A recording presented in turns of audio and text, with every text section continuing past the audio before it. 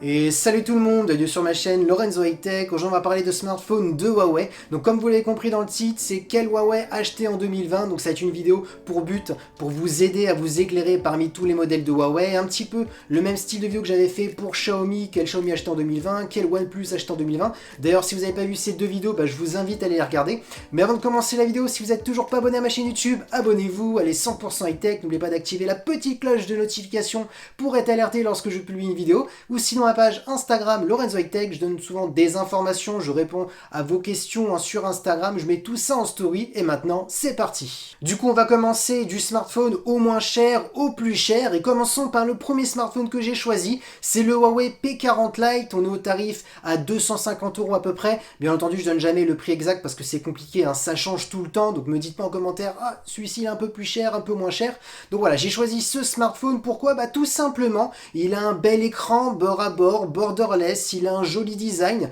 on a une diagonale de 6,4 pouces, donc une bonne taille, avec une définition Full HD+, donc c'est une bonne définition pour aller de petites séries, de films. On a par contre un écran LCD et non pas d'AMOLED pour ce tarif, mais bon, c'est normal, on est sur un tarif plus que correct. On a en termes de photos, ça on sait très bien que c'est les points forts des Huawei, c'est toujours même eux qui sont en numéro 1 en termes de qualité de photo. Bien entendu, là on est sur un milieu de gamme, donc ce ne sera pas la même qualité qu'un haut de gamme. Rentrons dans les détails de ces capteurs photo, on a un capteur principal de 48 millions de pixels, c'est celui-ci qu'on va le plus utiliser, vu que c'est le capteur principal, donc on aura énormément de détails si vous aimez bien zoomer dans la photo, recadrer la photo ou faire de la retouche photo. On a ensuite un ultra grand angle de 8 millions de pixels pour faire des photos à plan large, de paysages ou des photos de groupe.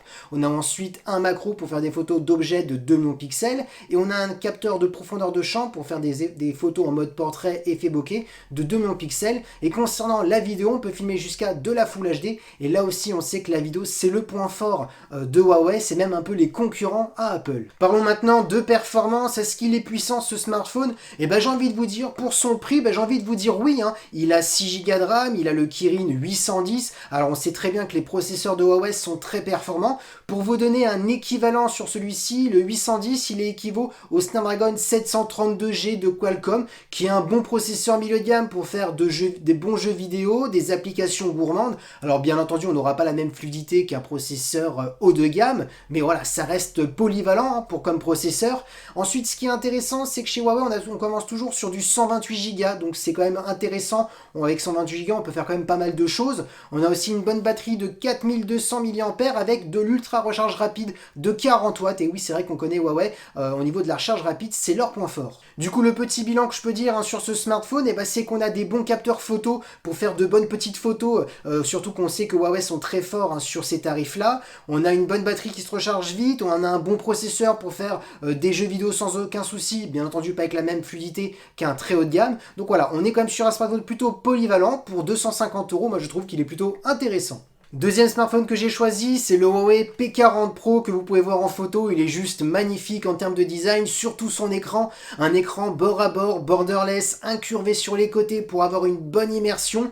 En termes de tarifs, vous pouvez le trouver entre 700 et 800 €. Alors oui, on monte un sacré palier. C'est pour ça que je vous ai proposé un tarif à 250 € pour le P40 Lite pour les personnes qui n'ont pas de gros budget mais qui proposent quand même de bonnes caractéristiques.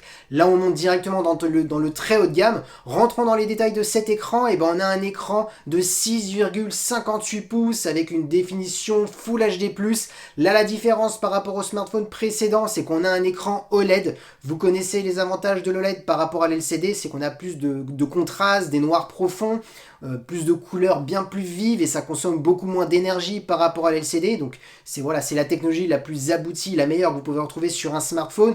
De plus, on a un taux de rafraîchissement de 90 Hz qui s'accompagne avec le LED, donc beaucoup plus de fluidité dans tout ce qui est la navigation. Pour les jeux vidéo, il n'y a rien de mieux. Donc là, vous êtes sur un superbe écran pour regarder de bonnes séries de films. C'est parfait pour tout ce qui est multimédia. Parlons maintenant de qualité photo parce qu'on sait très bien que c'est la spécialité de Huawei. Là, on sera bien au-dessus par rapport au P40 Lite où là, on est sur du milieu de gamme. Là, on parle d'un smartphone quand même très haut de gamme, et d'ailleurs ils font toujours partie des meilleurs photophones par rapport à toutes les marques. Donc le premier capteur, on est sur un capteur Ultra Vision, donc c'est le nom que donne Huawei. On est sur un capteur de 50 millions de pixels qui est un grand angle. On a ensuite un second qui est un capteur cinématographique, on est sur du 40 millions de pixels, là on est sur un ultra grand angle. On a ensuite un téléphoto qui permettra d'avoir un zoom optique jusqu'à x5 sans perte de qualité, un zoom hybride jusqu'à x10 ou un zoom numérique jusqu'à x50, donc on voit là vraiment qu'ils sont très très forts. On est sur du 12 millions de pixels. On a ensuite un capteur 3D pour les profondeurs de champ en mode portrait, et concernant la vidéo, on filme jusqu'à de la 4K 60 images par seconde. Et pour ma part, concernant la vidéo, c'est un réel concurrent à Apple, parce qu'actuellement Apple sont numéro 1 en termes de qualité de vidéo, et là Huawei pour ma part c'est les réels concurrents. Parlons maintenant de performance, et je peux vous dire qu'avec ce smartphone vous pourrez faire tourner tous les derniers jeux vidéo, les applications gourmandes. Tout simplement, on a 8 Go de RAM, on a le processeur de Huawei, le Kirin 990 qui est compatible 5G. Tout simplement, c'est l'équivalent du Snapdragon 855 de Qualcomm. Alors oui, c'est pas l'équivalent du 865 qui est le processeur actuellement le plus performant, mais c'est amplement suffisant pour faire tous les derniers jeux vidéo, les applications gourmandes. Ensuite, son stockage, on commence directement à du 128 Go, donc c'est parfait, ça nous laisse vraiment pas mal de place pour mettre pas mal d'applications, de jeux vidéo. Concernant sa batterie, on est sur du 4200 mAh, alors oui, c'est pas énorme, mais par contre ce qui est intéressant, c'est qu'on retrouve toujours la recharge ultra rapide de 40 watts, donc c'est intéressant de recharger vite son smartphone, et même en sans fil, parce qu'on est sur du 27 watts, donc on voit quand même que la recharge chez Huawei, quand même en termes de vitesse, c'est eux qui gèrent. Du coup, le petit bilan de ce smartphone, c'est que je peux dire qu'on est sur un smartphone qui est puissant, un smartphone qui est très beau en photo, un smartphone qui a un bel écran avec toutes les dernières technologies. Donc pour qui il est destiné ce smartphone? Pour une personne qui est vraiment minutieux en termes de photo ou en termes d'écran et en termes aussi de performance, même si c'est vrai qu'il n'a pas le processeur plus puissant que le 865, mais on va pas se le cacher, le 855 va durer énormément d'années, il est extrêmement encore puissant, c'est juste l'avant-dernier des processeurs le plus puissant. Troisième smartphone que j'ai choisi et le dernier, c'est le Huawei Mate 40 Pro qui est vraiment le plus haut de gamme, le plus premium de la marque, c'est vraiment le modèle flagship de la marque. On est au tarif de 1200 €, et oui là on monte vraiment en termes de palier, mais vous avez vraiment toutes les dernières technologies. Concernant son écran, on a une diagonale de 6,76 pouces, donc on a vraiment un grand écran, ça va être vraiment intéressant pour regarder des séries, des films dessus.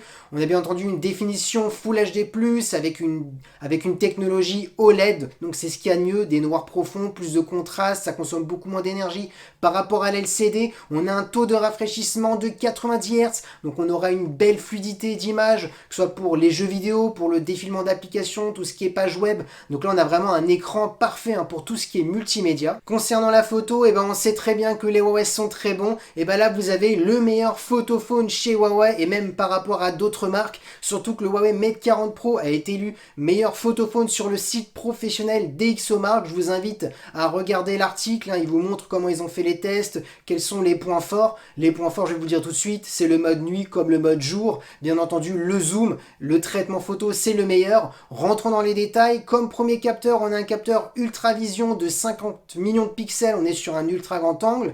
On a ensuite comme capteur un cinématographique de 20 millions de pixels qui est un ultra grand angle. On a ensuite un téléphoto qui permettra d'avoir un zoom jusqu'à 5x, c'est-à-dire jusqu'à x5 avec un zoom optique sans perte de qualité. On a ensuite un zoom hybride jusqu'à x10 et un zoom jusqu'à x50 en mode numérique. Donc là on voit qu'on peut aller très très loin avec ce téléphoto de 12 millions de pixels. On a ensuite un capteur 3D pour les profondeurs de champ pour le mode portrait. Et bien entendu, concernant la vidéo, on a encore un cran au-dessus. On est toujours sur de la 4K 60 images par seconde, mais avec un meilleur traitement vidéo. Parlons maintenant des performances. Et là aussi c'est son point fort. Tout simplement, il a 8 Go de RAM, il a le Kirin 9000, où là on est sur un équivalent au Snapdragon 865, mais il est même plus puissant. Il y a eu pas mal de benchmarks qui sont arrivés, et il est beaucoup plus puissant que le Snapdragon 865. Donc là on voit que les processeurs de Huawei sont très très bons. Donc là on pourra faire tourner tous les derniers jeux vidéo, les applications gourmandes sans aucun souci. En plus, le point fort, c'est qu'on a directement 256 Go interne, donc on aura pas mal de place. Et concernant sa batterie, on a une batterie un peu plus grosse par rapport au P40 Pro. Là on a une batterie de 4400 mAh avec de la recharge charge ultra rapide de 66 watts, donc là on monte un cap encore au-dessus, et concernant la recherche sans fil aussi, on est sur du 50 watts, donc là en termes de rapidité, on voit qu'on est un cran au-dessus. Du coup, le bilan de ce smartphone, et bah là j'ai envie de dire qu'on est vraiment sur le plus premium avec toutes les dernières technologies. Là on est sur un smartphone pour une personne qui veut le plus bel écran qui peut exister chez Huawei, bah c'est celui-ci. Le plus aussi en termes de photos, c'est celui-ci, on a un cran encore au-dessus par rapport au P40 Pro, et en termes de performance aussi, on a l'équivalent, voire même plus performant que le Snapdragon 865 avec le Kirin 9000. Donc voilà pour qui il est destiné, hein, pour une personne qui veut vraiment tout faire avec ce smartphone. Bien entendu, pour les personnes qui vont peut-être me dire, oui mais maintenant il n'y a plus Google chez Huawei, c'est fini. Alors là, c'est chacun son avis, c'est 50-50. Il y a des personnes que ça ne dérange pas de retélécharger les applications américaines grâce à Petal Search, hein, qui est en fin de compte un moteur de recherche pour retrouver les applications vu qu'il n'y a plus le Play Store. Il y a d'autres personnes qui vont dire ah non moi je veux plus Huawei. Donc voilà, ça je laisse à vous d'en décider. Maintenant je vous ai présenté pour ma part les 3 meilleurs smartphones qui sont actuellement chez Huawei. Et voilà, cette vidéo est terminée sur les smartphones de Huawei. J'espère qu'elle vous a plu. Si c'est le cas, n'oubliez pas le petit pouce like, de vous abonner sur cette chaîne YouTube et d'activer la petite cloche de notification pour être alerté lorsque je publie une vidéo. Ou sinon ma page Instagram Lorenzo High Tech, je donne souvent des informations, des rumeurs, des promotions, tout ça en story. Et maintenant je vous dis à très bientôt.